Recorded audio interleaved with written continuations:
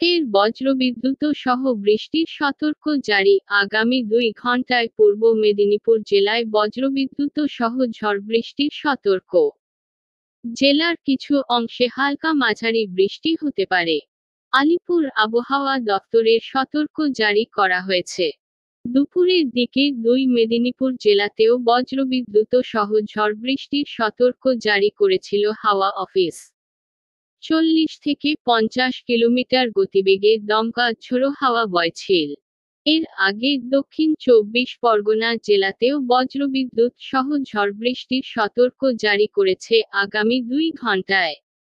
জেলার কিছু অংশে বজ্রবিদ্যুৎ সহ হালকা মাঝারি বৃষ্টি, সঙ্গে 40 কিলোমিটার গতিবেগে দমকা ঝোড়ো হাওয়া। আগামীকাল দক্ষিণবঙ্গে প্রায় সব জেলাতেই ঝোড়ো হাওয়া ও বজ্রবিদ্যুৎ সহ বৃষ্টির সম্ভাবনা রয়েছে।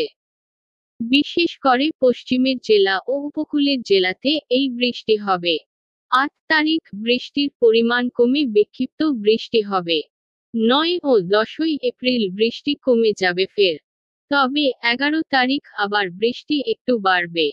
এই বৃষ্টির ফলে দিনের তাপমাত্রা সব জায়গায় প্রায় 5-6 ডিগ্রি কমে যাবে। কলকাতাতে আজ 37 এর কাছাকাছি ছিল তাপমাত্রা। এই বৃষ্টিতে 30-31 ডিগ্রি তাপমাত্রা হয়ে যাবে আগামী দিনে। উত্তরবঙ্গে আগামী 4-5 দিন বজ্রবিদ্যুৎ সহ বৃষ্টির সম্ভাবনা। কলকাতায় আগামীকাল মেঘলা আকাশ এবং 2-1 পশলা বৃষ্টির সম্ভাবনা। এক কথায় বলা যেতে পারে তাপপ্রবাহ পরিস্থিতি থেকে নিস্তার পাওয়া গেল এই বৃষ্টির ফলে। এই বৃষ্টির মূলত কারণ বঙ্গোপসাগরের উপর থেকে জলীয় বাষ্প এগিয়ে আসা এবং ওড়িশার উপরে নিম্নচাপ অক্ষরেখার অবস্থান। আজ দুপুর থেকে কলকাতা শহর ঢেকে ছিল কালো মেঘে। বেলা 12টার দিকে কলকাতা জেলায় বজ্রবিদ্যুৎ সহ ঝড় বৃষ্টি হয় একাধিক অঞ্চলে।